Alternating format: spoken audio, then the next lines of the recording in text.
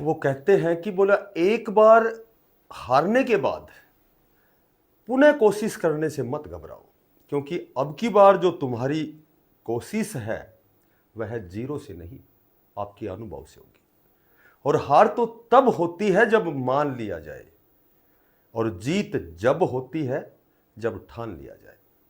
नमस्कार प्यारे बच्चों, देखो आज की जो अपडेट है सीईटी रिजल्ट, आखिर इसमें विलंब क्यों है, इसमें क्या व्यवधान है, इसमें क्या बाधा है कि माननीय चेयरमैन साहब ने 1 महीने का कमिटमेंट किया था कि भाई आपका जो एग्ज़ाम है विद इन 1 मंथ, 1 महीने के अंदर अंदर आपका जो रिजल्ट है वो घोषित हो जाएगा। ठीक है, तो इसमें आखिर विलंब क्या है?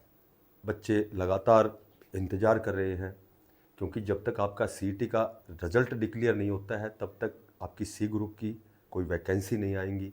ठीक है, क्योंकि रिजल्ट आएगा उसके बाद आपकी लगभग 35 से 40 हज़ार नई वैकेंसीज आएंगी, उसके बाद आपकी जो 10 गुना की कंडीशन है, फिर आपका एग्ज़ाम होगा। तो कहीं न कहीं ये इंतज़ार अब लंबा हो गया है, ये कह सकते हैं। तो इसमें हम थोड़ी सी डिस्कस करेंगे कि इसमें आखिर विलंब होने का कारण क्या है। देखो, आपका जो सीईटी का रिजल्ट है, आपका जो सीईटी का रिजल्ट है, इसमें लेट होने का कारण सबसे पहले जो आपका नॉर्मलाइजेशन जो है, इस पर केस हुआ था। 2 प्रकार के केस हुए थे। ठीक है, पहला तो कारण ये है। उस केस में क्या था कि कुछ एक बच्चे जिनकी हार्ड से, क्योंकि जाहिर सी बात है जब 4 शिफ्टों में एग्जाम होता है तो किसी का स्तर थोड़ा सा कठिन होता है, किसी का स्तर आसान होता है।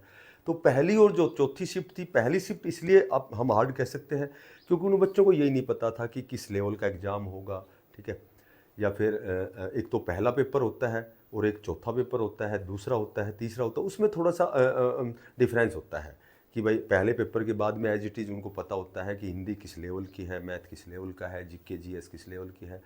तो पहला और चौथा जो पेपर था वो थोड़ा सा हार्ड था। ठीक है, थोड़ा सा हार्ड था। तो बच्चों ने याचिका दायर की हाई कोर्ट में, परंतु हाई कोर्ट में स्पेशल उनको कहा गया कि अभी तक तो रिजल्ट भी नहीं आया है, तो आप कैसे कह सकते हैं कि इनकी नॉर्मलाइजेशन जो प्रक्रिया है वो संदेहास्पद है। ठीक है, दूसरी बात यह है कि जो 2022 सीईटी के समय जो भी नॉर्मलाइजेशन जो प्रक्रिया लागू हुई थी, एज इट इज़ वही प्रक्रिया लागू होगी। तो वो हालांकि वो जो केस है वो निरस्त हो चुका है। ठीक है, तो एक तो ये कारण है। दूसरा कारण ये है कि जो रिवाइज आंसर की है, ठीक है, अब रिवाइज जो आंसर की है, रिवाइज आंसर की, तो इसमें भी मैक्सिमम पॉसिबिलिटी है कि रिवाइज आंसर की दोबारा से जारी होगी, क्योंकि कुछ एक प्रश्नों पर ऑब्जेक्शन लगे हुए थे। तो ऑब्जेक्शन लगने के बाद जिसमें कैंडिडेट सेटिस्फाई नहीं थे, क्योंकि एनसीईआरटी के द्वारा कुछ और आंसर उसमें मेंशन किए गए हैं। ठीक है, बाकी जो एचएसएससी आयोग द्वारा जो आंसर की जारी हुई थी उसमें कुछ, तो वो थोड़ा सा वहाँ कंट्रोवर्सी, विरोधाभास कह सकते हैं, तो उसकी वजह से भी उसमें थोड़ा सा विलंब है। और जो सबसे मेन जो है वो है करेक्शन पोर्टल।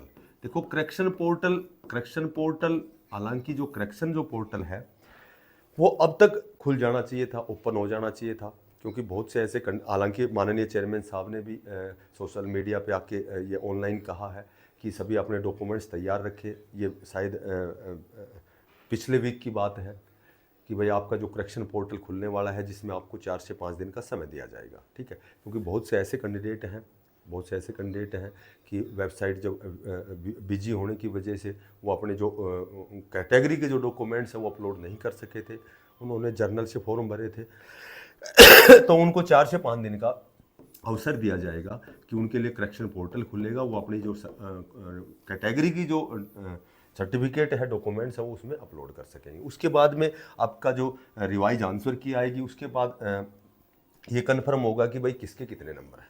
अब बात करते हैं मेन जो बात है वो जो जिस पर केस हुआ था, नॉर्मलाइजेशन जो केस हुआ था प्रक्रिया पर, कि भाई कुछ बहुत अच्छी तैयारी करने वालों का एग्ज़ाम पहली या चौथी शिफ्ट में था, कुछ एवरेज वाले जो कैंडिडेट थे उनको दूसरी शिफ्ट में, तीसरी शिफ्ट में अवसर मिल गया था। ठीक है, तो उनको थोड़ा सा ऐसा लगता है कि हमने अच्छा प्रयास किया था लेकिन स्कोर इनका अधिक है, तो वो केस चूँकि निरस्त हो चुका है। बाकी अब जो मेन जो है वो नॉर्मलाइजेशन प्रक्रिया है, और नॉर्मलाइजेशन जो प्रक्रिया है वो लगभग, देखो आपकी आंसर की चेक हो चुकी है, ठीक है, नॉर्मलाइजेशन प्रक्रिया पहले ही बता दी जा चुकी है। हालांकि माननीय चेयरमैन साहब ने कहा था कि भाई बच्चों से सजेशन मांगे थे कि आप अपना सुझाव दें, ठीक है, तो सुझाव मांगे थे कि हमें नॉर्मलाइजेशन कैसे करना चाहिए। उसके बाद में केस हुआ, तो वो सारी चीज़ें आपको पता है। नॉर्मलाइजेशन में देखो सभी को पता है कि शिफ्ट पहली और चौथी जो शिफ्ट है वो थोड़ी सी मॉडरेट टू हार्ड थी, ठीक है, तो उसमें थोड़ा सा कुछ एक मैथ की कह सकता हूँ 3-4 क्वेश्चन लेंथी थे मैथ के। हरियाणा जीके में 5-6 क्वेश्चन थोड़े से लेंथी थे, बाकी तो लगभग एज इट इज हिंदी जो रीजनिंग वो तो सारी चीज़ें है।